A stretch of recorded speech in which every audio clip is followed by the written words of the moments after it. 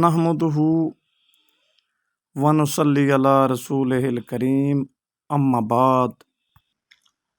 آج گرامر کی بنیاد کی وضاحت کی جائے گی کہ گرامر کی بنیاد کیا چیز ہے۔ گرامر کی بنیاد حرف پر رکھی گئی ہے۔ حرف کی دو قسمیں ہیں، حروف تہجی اور حروف عاملہ۔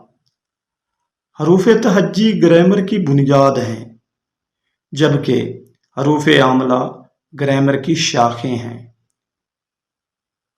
انشاءاللہ العزیز اگلے لیکچر میں حروف کی ان دونوں قسموں کی وضاحت کی جائے گی۔ میں امید کرتا ہوں کہ میرا آج کا لیکچر آپ بھائیوں نے پسند کیا ہوگا۔